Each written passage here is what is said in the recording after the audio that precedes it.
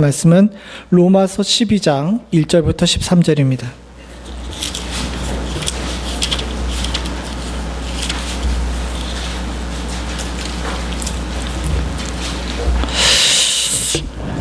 로마서 12장 1절부터 13절.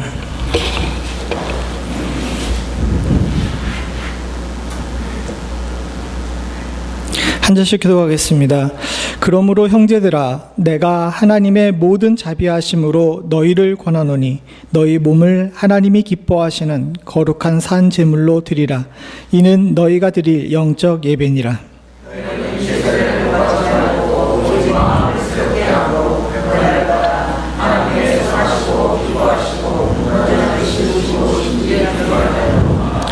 내게 주신 은혜로 말미암아 너희 각 사람에게 말하노니 마땅히 생각할 그 이상의 생각을 품지 말고 오직 하나님께서 각 사람에게 나누어 주신 믿음의 분량대로 지혜롭게 생각하라.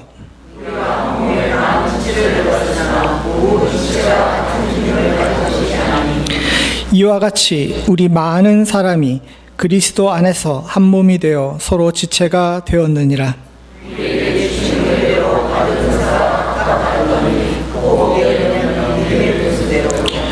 혹 섬기는 일이면 섬기는 일로, 혹 가르치는 자면 가르치는 일로,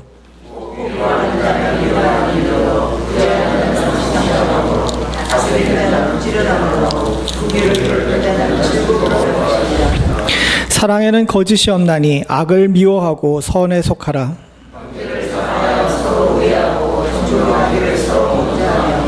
부지런하여 게으르지 말고 열심을 품고 주를 섬기라.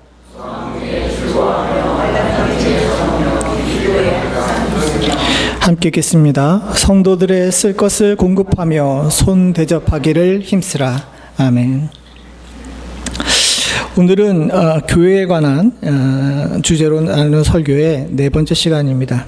우리가 교회에 어떤 것들이 필요한지에 대해서 첫 번째 시간에 이야기했고, 그리고 그 예와 또 그 안에서 얻는 은혜에 대한 모델로 제 실로아노와 마가에 관한 이야기를 했습니다. 오늘은 교회에 관한 주제로 나누는 마지막 시간으로서요, 교회가 왜 우리들한테 유익한지에 대해서 함께 나눠보려고 합니다. 이것이 오늘날 굉장히 또 다른 이슈로 나온 것은 곳곳에서 성도들이 교회가 무용하다고 이야기하시는 분들이 많아졌기 때문에 그래요. 특별히 코로나를 지나면서 더욱 그런 분들이 많이 생기셨습니다. 왜냐하면 코로나 시점에 우리도 한번 해봤지만은 이제 영상으로 예배드리니까 편해요. 여자분들이 코로나 시즌 때 영상으로 예배드리다 교회 나오라 그러니까 너무너무도 싫어하십니다. 왜 싫어하는지 아세요? 나오려면 뭐 해야 돼요? 씻고 화장해야 되고 뭐 온갖 것들을 다 해야 되니까 너무 힘든 거야. 그런데 영상으로 예배드리면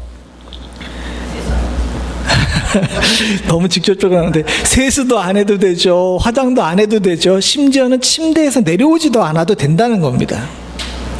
그러니까 우리만 그런 것이 아니에요. 실제로 영국 성공의 옥스퍼드 교구라고 성공에 대해서 아주 학문적으로 유명한 교구가 있는데, 그 옥스퍼드 교구에서 연구를 했어요. 연구를 해서 리서치를 했는데 2019년보다 2022년이 교회 출석률이 22%가 줄었대요. 무슨 얘기인지 아시겠습니까? 아예 교회를 떠나는 것이 아니라 그대로 교회에 적을 두고 있는데, 코로나 전인 19년보다 코로나 후인 22년이 교회 출석률이 22%나 줄었다는 거예요. 그에 비하면 우리 교회는 참 다행스럽죠. 근데 이것이 거기에 있는 영공의 성공의 그 옥스퍼드 교구만 그런 것이 아니라 대체적으로 모든 곳이 다 그래요. 한국에 있는 교회들도 보게 되면 출석률이 줄은 것이 사실입니다. 그냥 단순히 출석률이 줄은 것으로만 끝나면 다행인데, 출석률이 줄게 되면 무슨 문제가 생기냐면 교회가 문을 닫아요.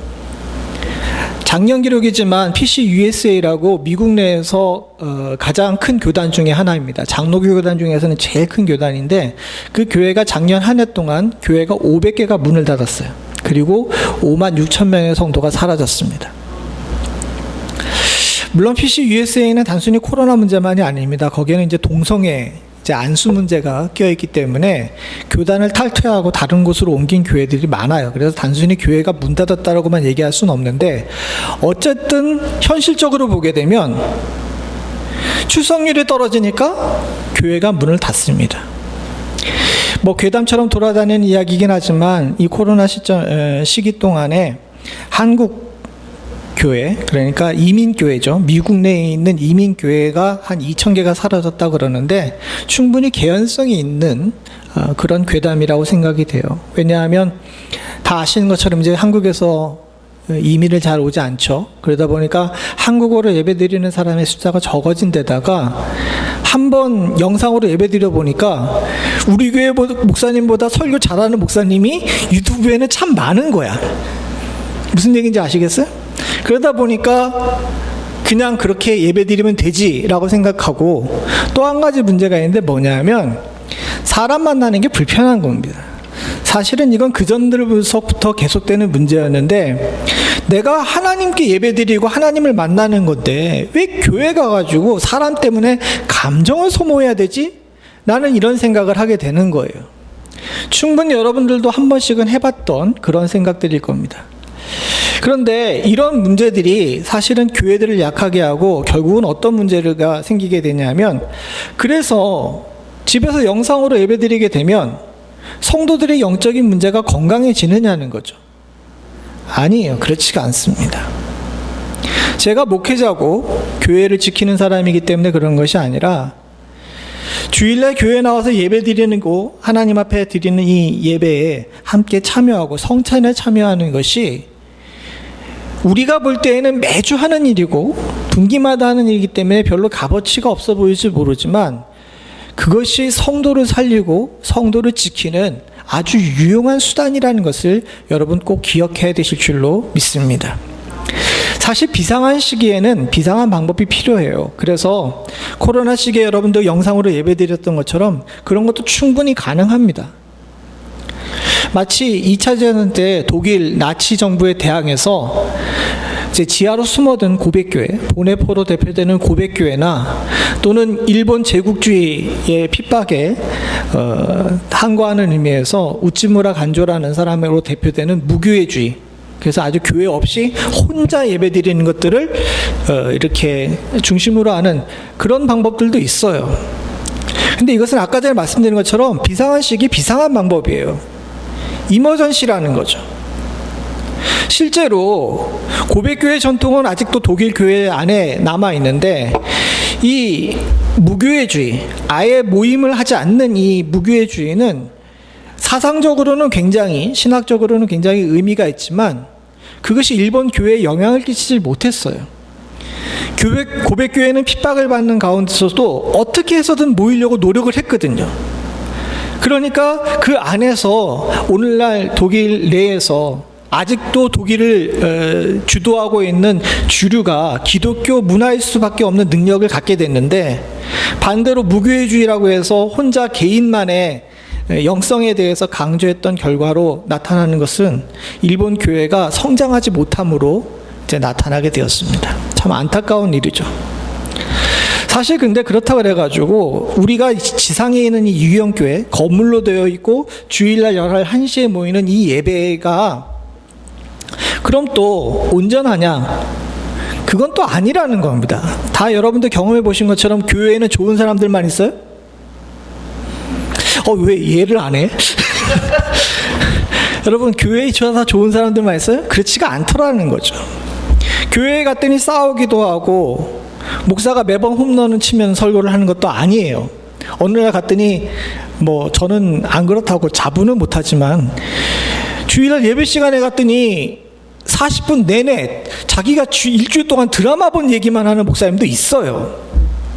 요즘부터 그런 목사님들 있으면은 뭐 탄핵받고 그러긴 하지만은, 실제로 저 한창 대학 때 1학년 때 이제 지방에서 서울로 학교를 왔으니까 이제 교회들을 갖다가 이렇게 돌아다니잖아요. 근데 한 교회를 갔는데 목사님이 1991년도였는데 그때 당시에 그 아주 유명했던 드라마였어요. 제가 정확하게 기억은 안 나는데, 예? 잘 모르겠어요. 보고 또 보고였던 것 같아. 예, 그 얘기만 40분 내내 주구장창 하는 거야, 설교 시간에. 야, 이건 아니다라는 생각이 들더라고요. 근데 더 웃긴 건 뭐냐면, 목사님이 그 드라마 얘기하는데 밑에서 성도들이 뭐 하는지 아세요? 아멘을 해. 그때 참 제가 받았던 문화 충격이 굉장히 대단했습니다. 야, 이럴 거면은 굳이 나와야 되냐라는 생각을 저도 했던 것 같아요. 근데 시간이 지나고 점점 지난 다음에 주님께서 왜 교회라는 곳에 만나가지고 사람과 사람을 부딪히게 만들어서 감정 소모하게 만드시면서까지라도 이 교회를 우리 가운데 허락하셨는지에 대해서 조금씩 알게 되어 갔습니다. 그리고 사랑하는 성도님들, 우리가 지금 우리 가운데 다시 회복하고 가져야 될 열심이 있는데, 모이기를 향한 열심이에요. 주의 교회가 어떤 형편과 어떤 처지가 있든지, 또 우리의 상황이 어떤 상황이 된다 할지라도, 사랑하는 성도님들과 저는 스스로의 영적인 건강과 하나님 나라를 위해서 모이기에 힘쓸 줄 아는 그런 귀하고 복된 은혜가 있기를 간절히 소원합니다. 적당히 집에서 예배드린다고 얘기 못해요. 또 그분들 중에서도 마음과 정성을 다하여 영상으로 예배드리시는 분들 분명히 있습니다. 그러나 인간이 약해요. 우린 그렇게 의지가 뛰어난 존재가 아닙니다. 그리고 하나님께서는 누구보다도 우리를 잘 아시기 때문에 연약한 우리를 세우기 위해서 완전하진 않지만 우리들에게 꼭 필요한 교회를 주셨는 줄로 믿습니다. 큰 교회는 큰 교회대로, 작은 교회는 작은 교회대로, 믿음이 좋은 성도는 좋은 성도대로, 연약한 성도는 연약한 성도대로 하나님께서 적절하게 버무려서 만들어 놓은 것이 주님의 교회이고, 주님께서는 기쁘시게 이 교회의 머리 되셨는 줄로 믿습니다. 사랑하는 성도님들, 주의 은혜 가운데서 주에게 허락하신 이 귀하고 복된 교회를 감사하며 나아가실 수 있는 은혜가 있기를 간절히 소원합니다. 그런데 이 교회에, 유형의 교회에 나오지 않고 각자 개인적으로 이렇게 예배드리는 그런 분들이 그렇게 예배드리면서 교회 나가자라고 이야기하시는 분들에게 아니야, 난 교회 안 나가도 돼 라고 이야기하면서 근거로 삼는 성경 구절이 있는데, 그것이 바로 오늘 우리가 본 로마서 12장 1절 2절입니다. 1절 2절의 중심 주제는 영적 예배예요. 1절 2절 같이 한번 읽어봅니다. 시작. 그러므로 형제들아, 내가 하나님의 모든 자비하심으로 너희를 권하노니 너희는 몸을 하나님이 기뻐하시는 거룩한 산 제물로 드리라. 이는 너희가 드리는 영적 예배니라. 너희는 이 세대를 본받지 말고 오직 마음을 새롭게 하고 변화를 받아 하나님의 선하시고 기뻐하시고 온전하신 뜻이 무엇인지를 분별하도록 하라. 이 부분만 보게 되면 예배라는 것, 특별히 하나님께서 기뻐하시는 영적 예배는 내가 산 제물이 되는 것, 더 나아가서 여기 안에서 세대를 본받지 않고 새로워지는 그런 것들을 이야기하는 것으로 생각할 수 있습니다. 그런 의미에서 볼 때 이 본문 안에는 유형의 교회가 없잖아요. 그렇지 않아요? 한마디로 얘기해서 이 본문만 따게 되면 내가 하나님 안에서 새로운 마음을 품고 새로운 행동을 하면서 세상과 달리 구별된 삶을 살게 되게 되면 그것으로 뭐가 되는 거예요? 예배가 되는 거예요. 그러니까 내가 집에서 영상으로 예배를 봐도 내가 혼자서라도 변화된 삶을 살게 되면 영적인 예배니까 굳이 교회 나가가지고 피곤하게 예배드릴 필요가 없지 않냐, 이렇게 생각하는 거예요. 맞죠? 틀려요? 맞는 이야기입니다. 사실은 이게 우찌무라 간조가 이야기하고 있는 무교회주의의 아주 기본적인 기저의 밑바탕이에요. 이 얘기가 틀리지가 않아요. 그리고 지금도 이것이 유효합니다. 이것을 부정할 수 있는 사람은 없어요. 실제로 전 세계 지금 80억에 가까운 인구가 있다 그럽니다. 여러분, 그중에 기독교인의 숫자가 25억 정도 된다고 이야기해요. 근데 25억 중에서 여러분들 교회 없이 혼자 신앙을 지키고 있는 사람들의 숫자가 얼마나 될 것 같습니까? 정확한 통계는 아니지만 한 1억 5천 정도 된다 그래요. 근데 1억 5천 정도 되는 사람들이 가나안 성도라 그래가지고 1세계 지역이나 또는 교회가 많은 지역에서 교회에 상처받고 떠돌아다니는 사람들도 분명히 있지만 거의 7, 80%의 대다수는 지역에 교회가 없는 겁니다. 교역자가 없고 그런 곳에서 혼자 신앙을 지키고 있는 겁니다. 저 파키스탄이나 사우디아라비아나 이런 곳에는 그런 사람들이 꽤 많이 있어요. 이라크나 이란에도 실제로 그런 성도들의 숫자가 꽤 많이 됩니다. 그리고 중국도 마찬가지고요. 그렇게 많은 사람들이 교회 없이 살지만 그 사람들은 교회가 있는 지역에서 신앙생활하는 사람들보다 훨씬 더 믿음의 신앙생활을 잘하고 계신 분들이 많이 있습니다. 그런 분들은 진짜 영적 예배를 드리고 있으시는 분들이시죠.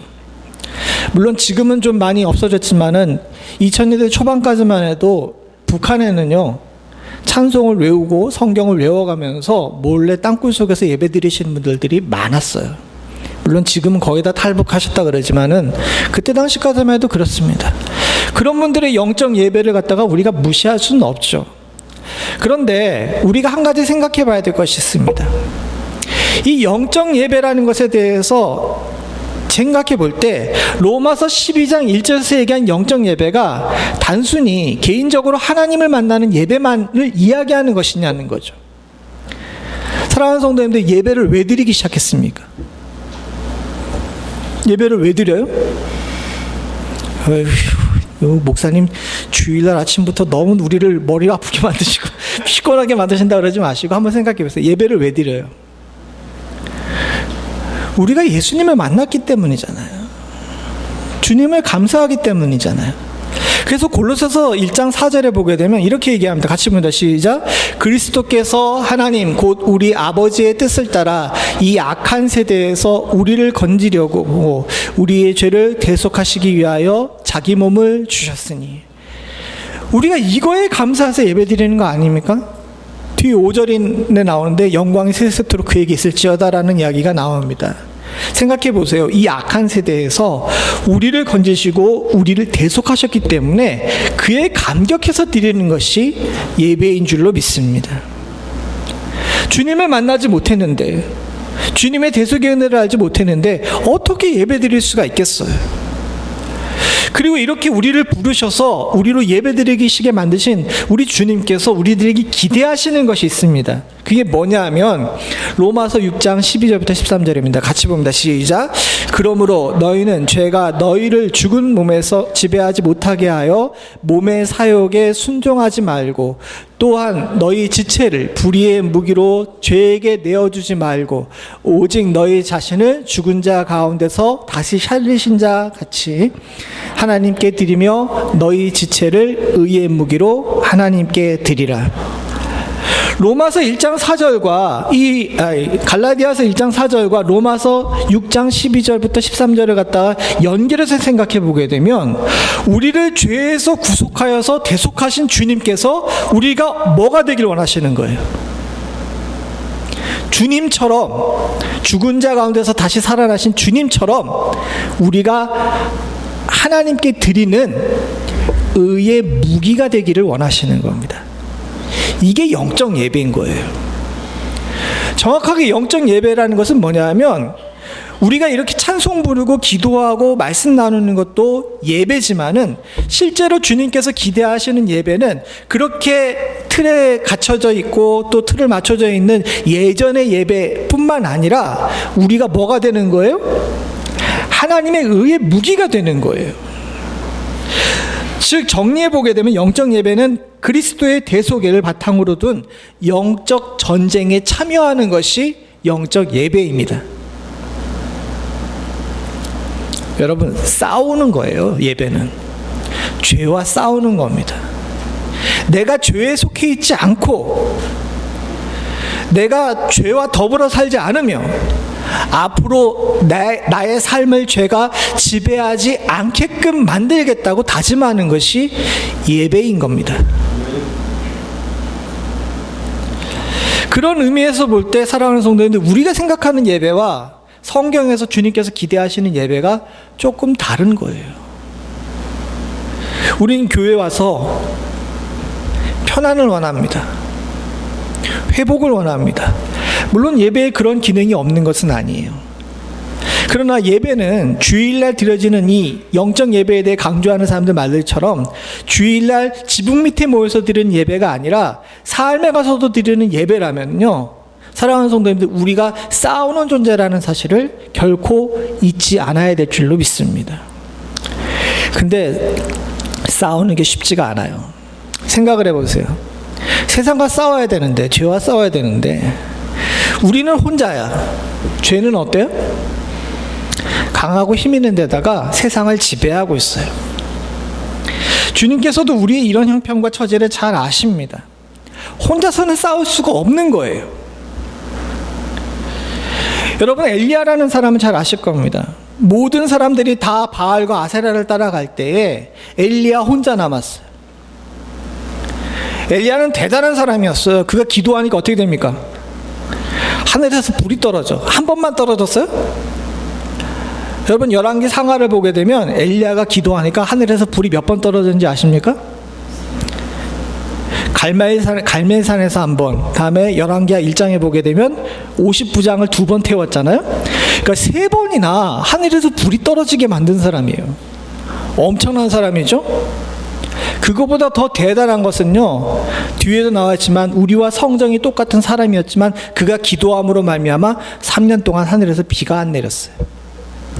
이런 대단한 존재인데 엘리야가 노듭나무 밑에서 뭐라 그럽니까? 엘리야가 노듭나무 밑에서 뭐라 그래요? 하나님, 나 혼자 남았어. 너무 힘들어. 죽여주세요 라고 이야기합니다. 이게 인간이에요. 아무리 대단한 능력을 가지고 있다 할지라도 혼자서는 세상을 감당할 수 없는 것이 사람입니다.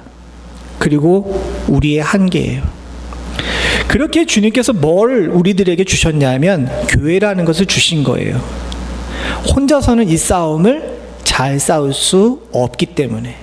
그래서 히브리서 10장 25절에 보게 되면 모이기를 패하는 어떤 사람들의 습관과 같이 하지 말고 오직 권하여 그날이 가까움을 볼수록 더욱 그리하자라고 이야기하면서, 가면 갈수록 세상이 악해지니까 우리는 더 어떻게 된다는 거예요? 뭉치라는 겁니다. 뭉치는 곳이 바로 교회인 것이죠. 이기고 살아남기 위해서는 하나가 돼야 돼요. 아까 전에 엘리야의 예를 들었지만 엘리야가 죽겠다고 이야기할 때 하나님께서 뭐라고 위로하십니까? 아직 바알과 아세라에게 머리 숙이지 않은 너희 동력자들이 얼마나 많은지 모른다라고 이야기하면서 엘리야를 격려하시는 거예요. 혼자가 아니라는 것을 알고 나니까 엘리야가 새 힘 얻어서 예언하고 또 놀라운 역사들을 더 많이 이루게 되는 거죠. 우리도 마찬가지입니다. 사랑하는 성도님들, 혼자서는 세상을 이길 수가 없어요. 그래서 주님께서 우리들에게 모이는 장소로, 또 모임으로써 교회를 허락하시는 줄로 믿습니다. 그러니까 여러분, 옆에 있는 사람들을 보세요. 옆에 있는 사람들은요, 그냥 있는 사람들이 아니라 영적 전쟁의 전우예요. 전우. 자, 옆에 있는 두 사람들 어깨를 툭툭 치면서 얘기해 주시기 바랍니다. 전우야, 힘내자.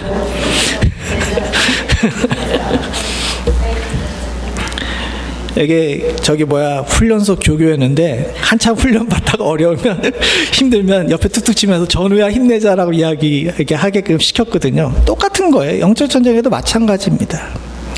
살다 보니 사람 때문에 상처받죠. 물질에 고통받죠. 육신은 점점 후패해져 가죠. 자식들은 소새겨요. 이런 가운데서 정말 하나님의 사람으로 세상과 구별되는 삶을 혼자 살기는 너무 힘들다는 겁니다. 그래서 여러분 옆에 배우자를 주셨고 여러분에게 함께 예배하는 믿음의 동역자들을 허락하셨는 줄로 믿습니다. 그것이 주님의 방법이에요. 이렇게 우리들에게 동역자들을 허락하시고 뭉치라고 이야기했는데, 이 뭉치는 것이 쉽지가 않습니다. 여러분 잘 아시잖아요. 교회라는 것은 뭉쳐야 되는 곳인데 뭉치기가 쉽지가 않아요. 그래서 오늘 본문에 뭐라고 얘기하냐면, 너희들이 영적 예배를 드리기 위해서, 의의 무기가 되기 위해서 뭉쳐야 되는데, 이 뭉침을 위해서 우리들이 해야 될 것이 먼저 가져야 될 마음이 있어요. 그것이 뭐냐면 지체의식입니다. 지체의식. 이게 무슨 얘기냐 하게 되면 오늘 본문의 3절서부터 시작해가지고 8절까지 이런 이야기들이 쭉 나오는데 그 중에 3절만 먼저 3절 4절만 읽어보겠습니다. 시작. 내게 주신 은혜로 말미암아 너희 각 사람에게 말하노니 마땅히 생각할 그 이상의 생각을 품지 말고 오직 하나님께서 각 사람에게 나누어 주신 믿음의 분량대로 지혜롭게 생각하라. 우리가 한 몸에 많은 지체를 가졌으나 모든 지체가 같은 기능을 가진 것이 아니니 라고 이야기하면서 그 다음에 5절서부터 시작해가지고 8절까지 여러 가지 은사들에 관해 나오면서 이 은사들이 각각 구별됨을 이야기하고 있습니다. 근데 오늘 이 본문을 잘 보게 되면 3절에 뭐라고 나오냐면 우리들에게 뭐 하지 말라 그럽니까? 마땅히 생각할 그 이상의 생각을 품지 말라는 겁니다. 우리들이 하고 있는 실수를 딱 지적한 거예요. 뭐냐 하면 교회 안에서 내가 할 수 있는 일이 있어요. 그런데 우리는 참 오지랖이 넓잖아요. 특별히 한국 사람들은 오지랖의 민족이라고 이야기합니다.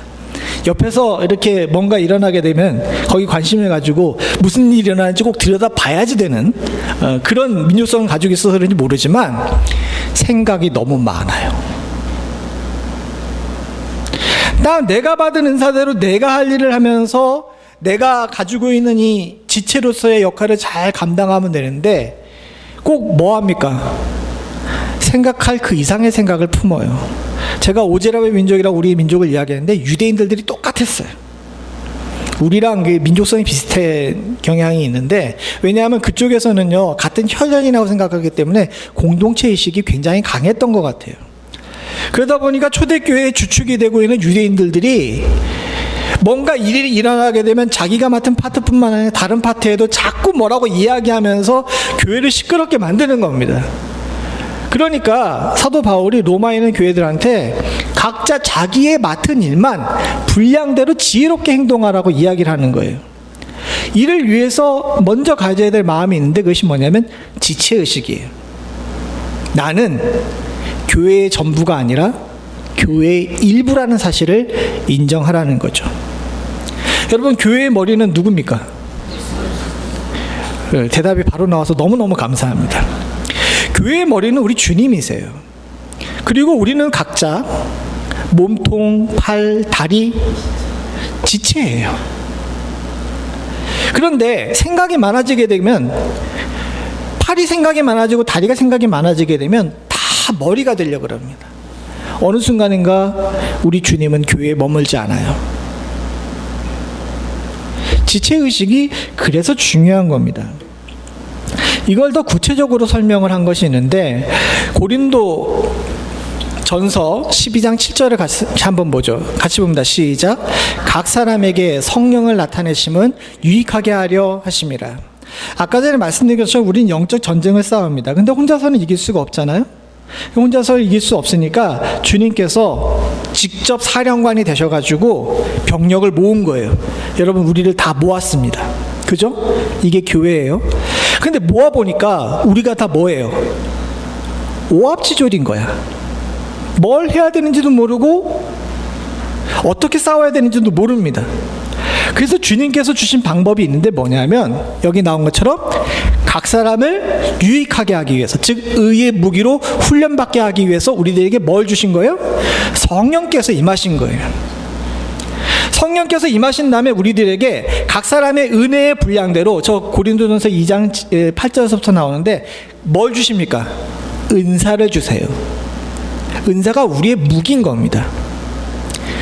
여러분 군대 갔다 오신 분들이 더 적어가지고 좀 그런데 여러분들 좀 이해해 주시기 바랍니다. 군대에 가게 되면 온갖 오합지졸들이 뭐예요? 이 사람들을 뭐라고 부르는지 아십니까? 장정이라고 불러요. 훈련이 안 된 그냥 모아놓은 사람들이라는 겁니다. 근데 이 사람이 훈련소들에서 훈련을 받아요. 그 다음에 남자분들 뭘 부여받습니까? 예. 역시 34단 신병교육대입니다.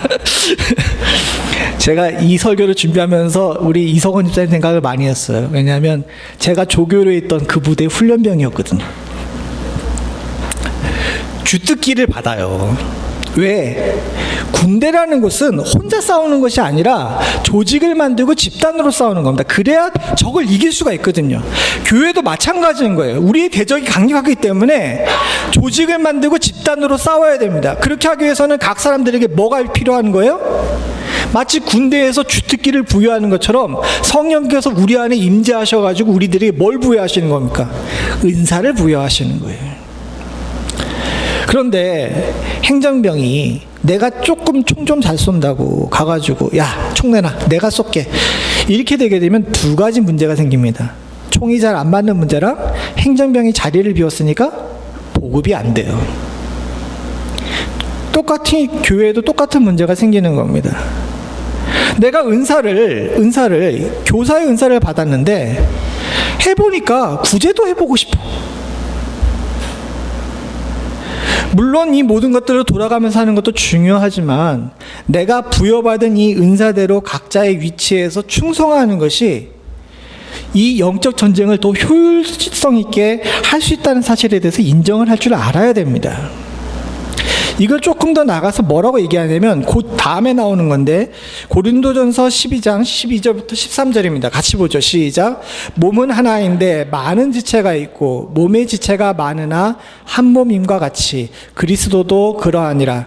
우리가 유대인이나 헬라인이나 종이나 자유인이나 다 한 성령으로 세례를 받아 한 몸이 되었고 또 다 한 성령을 마시게 하셨느니라.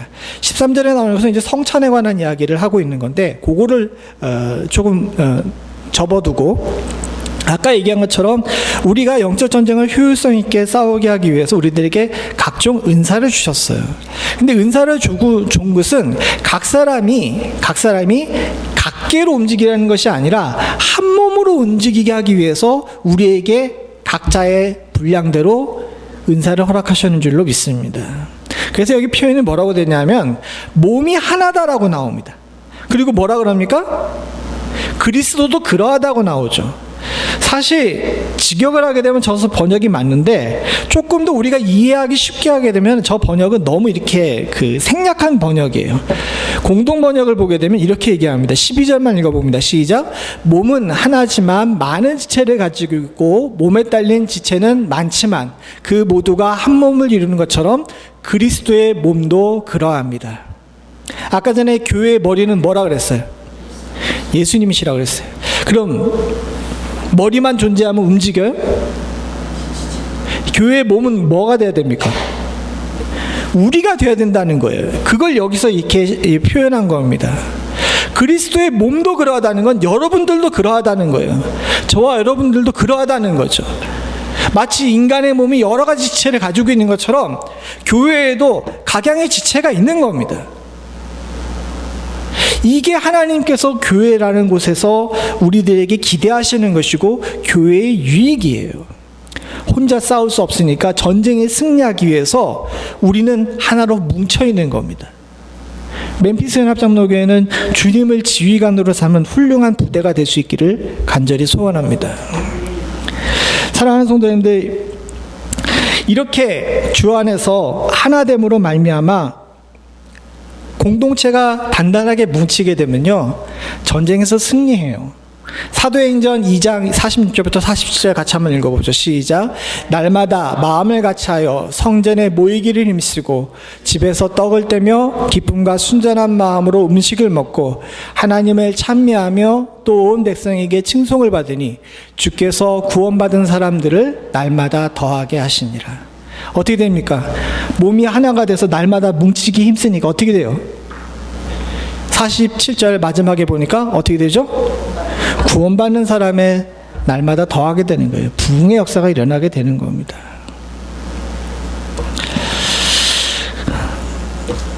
사랑하는 성도님들, 이것이 교회가 외형적으로 뭉쳤을 때 외형적으로 얻는 유익이라면 반대로 우리 개인적으로도 얻는 유익이 있어요. 각자 지체로서의 그리스도의 몸의 역할을 잘 감당하게 되면 교회가 부흥하고 개인은요 이렇게 됩니다. 에베소서 4장 4절입니다. 몸이 하나요 성령도 한 분이시니 이와 같이 너희가 부르심의 한 소망 안에 부르심을 받았느니라. 몸이 하나가 되고 성령도 한 분이 되어서 우리가 지체로서의 역할을 잘 감당하니까 개인은요, 우리 개개인은 소망을 갖게 되는 거예요. 교회는요, 그래서 교회가 우리들에게 주는 유익은 전쟁을 이기기 위해서 하나로 뭉치게 만들어서 전쟁을 이기게 할 뿐만 아니라 교회가 하나로 뭉침으로 말미암아 교회가 부흥되는 모습을 보면서 앞에 나온 것처럼 함께 기쁨과 순전한 마음을 갖게 되는 거예요. 또한 더불어서 개개인은 하나님 나라가 가까웠구나, 주님 천국 가겠구나 라고 이야기하며 소망을 품게 되는 역사가 일어나게 되는 줄로 믿습니다. 교회는요, 누군가에게 상처받는 장소가 아닙니다. 사랑하는 성도님들, 그것은 우리가 그 사람들에게 기대하기 때문에 그래요. 여러분, 교회는 주님 안에서 훌륭한 의의 병기가 되고 의의 무기가 됨으로 말미암아 자기 역할을 잘 감당함으로 하나님 나라의 소망을 얻는 것이 교회인 줄로 믿습니다. 그러니까 교회에 나오면서 시야를 바꿔보세요. 주님의 나라를 향한 소망이 여러분들에게 생길 줄로 믿습니다. 이 지체의식은 그저 의식만 가지고 있어서는 안 돼요. 실제로 이 지체의식은 몸으로도 나타나야 됩니다. 이 몸으로 나타나는 것이 세 가지가 있는데 그 세 가지를 오늘 성경 본문에 한마디로 얘기하게 되면 사랑의 실현으로 나타나게 됩니다. 첫 번째, 이 세 가지로 나타나는데 첫 번째는 뭐냐면 9절을 같이 한번 읽어보죠. 시작. 사랑에는 거짓이 없나니 악을 미워하고 선에 속하라. 지체의식을 가진 사람은 제일 먼저 해야 되는 것이 있어요. 그게 뭐냐면 사랑에 대해서 재정의를 내리는 겁니다. 여러분들이 생각하는 사랑은 뭡니까? 여러분들이 생각하는 사랑은 뭐예요? 옆에 있는 사람의 얼굴을 볼 때 막 너무 이뻐가지고 뽀뽀해주고 싶고 이런 게 사랑이에요? 그것도 사랑이죠. 그런데 교회에서 얘기하는 주님의 몸된 교회의 그리스도의 몸으로서의 교회의 사랑은 좀 의미가 달라요. 여기 나온 것처럼 뭡니까? 사랑에는 거짓이 없나니 악을 미워하고 선에 속하라 그럽니다. 교회 안에서의 사랑은요, 악을 미워하고 선에 속하는 것, 이게 사랑이에요. 좀 이상하죠? 근데 이게 신약에서만 그 얘기를 하는 것이 아니라 구약에도 똑같은 얘기를 합니다. 아모스 5장 15절에 보게 되면 너희는 악을 미워하고 선을 사랑하며 성문에서 정의를 세울지어다 라고 나와요. 여기도 뭐라고 나옵니까? 악을 미워하고 선을 사랑하라 그러죠. 사실 여기 교회에서의 사랑은 인간과 인간들의 사랑이 에로스와는 좀 다릅니다. 또 하나님께서 인간을 사랑하시는 아가페와는 좀 달라요. 그렇다고 해가지고 친구가 친구를 사랑하는 필로스랑도 또 다릅니다. 교회에서 말하는 사랑은 우리가 하나님을 사랑하는 거예요. 근데 여러분, 우리가 하나님을 어떻게 사랑합니까? 성경에 사실 이 표현이 잘 안 나오거든요. 성경에서는 하나님을 사랑하라는 표현보다 하나님을 기쁘시게 하라는 표현이 더 많이 나옵니다. 근데 이게 두 개가 같은 이야기죠. 하나님을 어떻게 기쁘시게 합니까? 우리가 하나님을 사랑하는 표현 방법이 있는데 그게 뭐냐면 악을 미워하고 선을 사랑하는 거예요. 얼마 전에 제 큰 딸내미가 생일이었어요.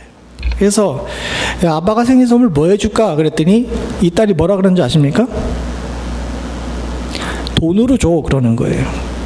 아빠가 얼마나 나를 사랑하는지 내가 돈을 보고 판단할게, 이런 얘기를 하는 거예요. 물론 이제 농담 삼아서 그런 얘기를 합니다. 워낙 요즘 장난이 심해져가지고 아주 감당이 잘 안 돼요. 근데 이 친구가 이야기한 것처럼 어떻게 보게 되면 세상은요, 그렇게 뭔가 물질이나 행동을 통해서 자신의 사랑을 판단하는 그런 경우가 많아요.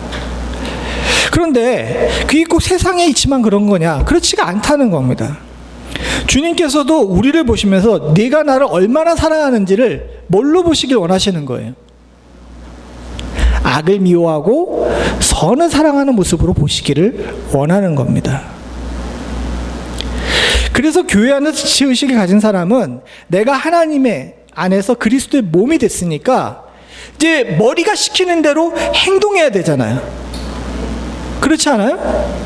머리가 시키는 대로 행동해야 되는데 몸이 정상적으로 행동하려면 머리가 좋아하는 것을 해야 된다는 거죠. 그럼 머리가 뭘 좋아하는 거예요? 악을 미워하고 선을 사랑하는 거예요. 간단하게 얘기해서 우리가 그리스도의 몸된 교회의 팔이 됐어요. 근데 우리의 판단과 자의식대로 악에게 자꾸 과거에 하던 습속대로 손이 가는 거야. 돼요, 안 돼요? 손은 자의식이 없어야 되는 겁니다. 누구의 명령대로 움직여야 되는 거예요? 머리의 명령대로 움직여야 되잖아요. 머리가 자꾸 손에게 뭐라고 얘기합니까? 악을 멀리하고 악을 미워하고 선을 사랑하라고. 이게 그리스도의 지체를 하나로 뭉치게 하는 접착제와 같은 사랑입니다. 사랑하는 성도님들, 우리가 주 안에서 하나 되어서 얻을 수 있는 유익이 하나가 있는데 그게 뭐냐면 생각이 바뀌는 거예요. 과거에는 죄를 즐거워했다면 죄가 불편해지는 거죠. 이게 얼마나 큰 유익인지 모릅니다. 그리고 그런 유익은요, 교회가 많은 지분을 차지하며 우리들에게 줄 수 있어요. 물론 개인들에게도 그렇게, 개인으로서도 그렇게 할 수 있지만 우리가 죄를 지으려고 할 때 우리의 지체된 다른 지체가 말리죠. 예를 들어서 오른손이 자꾸 죄한테 손이 가. 근데 어떻게 해? 우리의 지체인 왼손이 어이 그러지 마 하고 붙잡잖아요. 한마디로 얘기하게 되면 누군가 죄를 지으려고 할 때 교회 안에 있는 다른 지체가 그렇게 하지 맙시다라고 이야기하는 브레이크가 돼줄 수 있다는 거예요. 그리스도의 사랑을 교회 안에서 이룰 수 있는 큰 유익인 줄로 믿습니다. 사랑하는 성도님들, 하나님께서 우리 옆에 그 사람을 왜 앉혀놓으셨겠어요? 다 여러분들 유익하라고 앉혀놓으신 줄로 믿습니다. 감사하면 받지 못할 것이 없어요. 사랑받을 만한 행동을 해야지라고 이야기하지 마시고 저 사람이 나를 악을 미워하고 선을 사랑하게끔 만들기 위해서 하나님께서 내 옆에 붙여주신 동력자라고 생각해 주시길 바랍니다. 혹시 내 옆에 있는 사람이 잘못된 행동을 하게 되면 그 잘못된 행동들이 잘못됐다고 이야기해 주면서 나도 고칠 수 있잖아요. 얼마나 다행스럽고 감사한 일입니까? 그래서 옆에 있는 약한 자들도 감사해야 돼요. 두 번째 유익이 있는데 그것이 뭐냐 하면 두 번째 유익은 같이 한번 읽어봅니다. 시작. 형제를 사랑하며 서로 우애하고 존경하기를 서로 먼저 하며 부지런하여 게으르지 말고 열심을 품고 주를 섬기라. 이렇게 다른 사람을 향해서 나아가는 것이 또한 사랑인데 앞에 나와 있는 9절의 사랑과는 이 10절부터 11절은 좀 다른 의미죠. 근데 여기 10절부터 11절에서 제일 중요하게 생각하는 단어가 있습니다. 그게 뭔지 아십니까? 예? 형제를 사랑하고 단어라고 이야기했잖아요. 먼저예요. 먼저. 이게 11절에는 부지런으로 나옵니다. 그리고 열심으로 나오고요. 사랑은요 수동적이지 않아요. 교회 안에서의 사랑은, 내가 지체의식을 가지고 있다면 교회 안에서 사랑은 능동적이어야 합니다. 우리들이 교회를 참 불편하게 여기기 때문에 어떤 문제가 생기냐면 교회 처음 온 다음에는 가만히 있습니다. 누가 먼저 다가오길 원해요? 어떤 누군가가 나에게 다가오길 원하죠. 이게 잘못된 것은 아니에요. 그런데 안타깝게도 현대교회는 어떠냐면 어떤 사람이 방문해서 가만히 앉아있으면 다른 사람들도 다 어떻게 합니까? 어떻게 해요? 얘기를 안 해. 다들 가만히 있어. 왜? 먼저 나서는 게 민망하거든. 그런데 우리가 지체의식을 가지고 정상적으로 그리스도 안에서 한 몸이 됐으면 사랑은 경쟁적으로 하게 되는 겁니다. 여기 나온 것처럼 부지런하게 열심을 가지고 먼저 하게 되는 거죠. 아까 전까지는 불편하지 않았는데 지금 불편하죠. 그죠? 이게 쉽지가 않아요. 그래서 주님께서 뭐라고 얘기합니까? 게으른 게 당연하니까 게으름을 부지런으로 이기라고 지금 이 말씀을 주신 거예요. 또 한 가지 더 있는데 그것은 뭐냐면 더 구체적으로 12절부터 13절 같이 봅니다. 이 사랑이 뭔가로 나타나야 돼요. 실제적으로 보이는 것으로 같이 봅니다. 시작. 부지런 소망 중에 즐거워하며 환난 중에 참으며 기도에 항상 힘쓰며 성도들의 쓸 것을 공급하며 손대접하기를 힘쓰라. 여기서 중심되는 단어는 뭐겠습니까? 두 번 반복되잖아요. 힘쓰라예요. 힘은 어느 때 씁니까? 잘 안 될 때에 힘을 쓰는 거죠. 그죠? 그러면 거꾸로 얘기하게 되게 되면 저기 나와 있는 소망 중에 즐거워하고 환난 중에 참고 기도하고 또 성도들의 쓸 것을 공급하며 손대접하는 게 잘 되는 거예요? 안 되는 거예요? 저건 당연히 잘 안 된다는 것을 주님께서 전제하고 계시는 겁니다. 그러니까 지체의식을 가진 우리가 저 부분에 대해서 어떻게 하라는 겁니까? 힘을 쓰라는 거죠. 자동으로 되는 일이 아니라는 겁니다. 사랑하는 성도님들, 교회 안에서 뭔가가 자동으로 이루어지지 않아요. 특별히 다른 사람을 향해서 손 내밀고 그들을 구제하고 내가 맡은 일을 제대로 감당하는 일은 힘써야 됩니다. 근데 이 힘쓰는 일들이 그냥 헛된 것이 아닙니다. 히브리서 13장 1절부터 3절을 같이 한번 읽어보죠. 똑같은 얘기인데 강조하는 거죠. 같이 봅니다. 시작. 형제 사랑하기를 계속하고 손님 대접하기를 잊지 말라. 이로써 부지 중에 천사들을 대접한 이들이 있었느니라. 너희도 함께 갇힌 것 같이 갇힌 자들을 생각하고 너희도 몸을 가졌은즉 학대받는 자들을 생각하라. 그죠? 힘써라서 그런 일들을 행해야 된다라고 이야기합니다. 그렇게 되면 어떤 유익이 있느냐? 히브리서 6장 10절 같이 봅니다. 시작. 하나님은 불의하지 아니하사 너희의 행위와 너희 그 이름을 위하여 나타낸 사랑으로 염이 모든 섬긴 것과 이제도 섬기고 있는 것을 잊어버리지 아니하시느니라. 하나님께서 섬긴 것들을 어떻게 한다고요? 잊지 않으신다는 거예요. 만약에 주의 교회를 향해서 몸된 지체가 되어서 성도들을 향해서 힘쓴 것을 주님께서 잊어버리시면 하나님은 어떤 존재가 되는 겁니까? 불의한 존재가 되시는 거예요.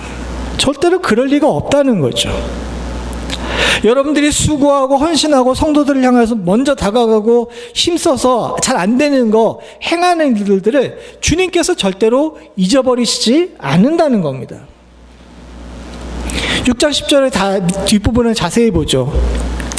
사랑으로 이미 성도들을 섬긴 것과 이제도 섬기고 있는 것을 잊어버리시지 않는다. 사랑하는 성도님들, 교회 바깥에 있는 세상의 사람들을 사랑하는 것도 중요하지만 여기서는 딱 제안해서 얘기하죠. 먼저 뭐 하라 그럽니까? 성도를 사랑하라 그래요. 그죠? 성도를 사랑해야 돼요. 성도를 사랑하지 않고 가정 안에 있는 형제와 자매와 배우자와 자녀들과 부모를 사랑하지 않고 세상을 향해 기도할 수는 없어요. 먼저 성도를 사랑하는데 전에도 사랑했고 지금도 사랑하고 앞으로 사랑하시고 섬기는 것들을 하나님께서 결코 잊지 않으시는 줄로 믿습니다. 그래서 힘쓰라 그러시는 거예요. 너희들이 힘쓴 걸 내가 잊지 않을 테니까 힘써서 잘 감당하라고요. 주의 교회는요, 하나님께 복받기 위한 연습 장소예요. 여러분들이 옆에 있는 사람들을 향하여서 힘쓰고 그들을 돌보게 되면 그게 다 우리들에게 뭘로 오는 겁니까? 복으로 오는 거예요. 근데 교회에 안 나오고 혼자 있으면 이런 행동들을 할 수 있어요, 없어요? 아유, 설교를 처음부터 다시 해야 되겠다. 복이 없죠. 사랑하는 성도님들, 우리 교회만을 이야기하는 것이 아닙니다. 제가 목회를 참 많은 교회에서 했어요. 그래도 저도 이제 그 사역잠밥이 거의 30년이 넘어가잖아요. 그러다 보니까 온갖 교회들을 다 섬겨봤습니다. 큰 교회도 작은 교회도 한국 교회도 미국 교회도 다 섬겨봤어요. 근데 교회가 한 번도 편했던 적이 없습니다. 심지어 목사 아들로 살며 교회 울타리 안에 사택에 살았는데 아버지 목회할 때도 아무것도 몰랐던 저는 초등학교 때부터 교회가 한 번도 편했던 적이 없어요. 그런데도 불구하고 신앙을 갖고 믿음 안에서 사는 이유는요, 나 편하라고 신앙생활하는 것이 아니기 때문에 그렇습니다. 이 땅에 소망을 뒀다면 교회는 참 불편한 곳이에요. 그러나 저 하늘나라에 소망을 뒀다면 교회는 복받기에 참 좋은 장소입니다. 왜? 불편한 사람들이 너무 많거든. 저 불편한 사람들을 내가 사랑하면 어떻게 됩니까? 하늘에서 적립금이 쌓이는 거예요. 알아듣기 편하게 얘기하면. 아닙니까? 교회 안에 불편한 사람이 많으면요, 감사해야 돼요. 근데 실제로는 그렇지가 못해죠. 목사도 불편한 사람은 불편해. 근데 지나면서, 하는 해 안에 지나면서 조금씩 그걸 알아가게 됩니다. 30대 때는요, 한창 교회 안에서, 커다란 교회 안에서 행정부목을 할 때는요, 제일 잘 알아야 될 스킬이 뭐냐면 불편한 사람들 피하는 거예요. 주일날만 되면요, 솔직하게 얘기할게요. 주일날만 되면 불편한 장로님들을 피해가지고 교회를 갖다 빨빨 대고 얼마나 많이 뛰어다니는지 몰라. 왜? 만나면요, 불편한 얘기들 하거든요. 심지어는요, 쌍욕까지 날리시는 분들도 있었어요. 그런데 시간이 지나고 나니까요, 아, 저 사람들이 내게 복이라는 사실을 알고 나게 되면 불편한 사람들 찾아가게 돼요. 그래서 평안하셨습니까? 잘 계셨습니까? 라고 이야기하면서 먼저 나가서 손 내밀어 악수하게 되는 거죠. 그래야 내가 복을 받을 수 있다는 사실을 깨닫게 됐기 때문입니다. 사랑하는 성도님들, 우리 교회가 그런 은혜가 있기를 간절히 소원합니다. 같이 기도하시겠습니다. 하나님 아버지, 주님께서 우리를 부르셔서 먼저 머리 되시고 우리로 몸되라고 하신 주의 교회를 기뻐할 수 있는 은혜가 저희 가운데 있을 수 있도록 주님 도와주시옵고, 더 나아가 주의 교회를 통하여서 우리가 참 복을 누릴 수 있는, 참 기쁨의 능력을 가질 수 있는 복된 훈련장이자 우리들에게 복의 장소가 될 수 있는 축복을 허락하여 주시옵소서. 지금까지도 주의 은혜 가운데 사랑하는 성도들이 잘 해왔음을 기억하시는 줄로 믿습니다. 앞으로도 하나님께서 주신 은혜와 능력으로 말미암아 주의 교회가 주 안에서 더욱 하나 될 수 있도록 주여 도와주시옵소서. 모든 말씀 예수님의 이름으로 간절히 기도드리옵나이다.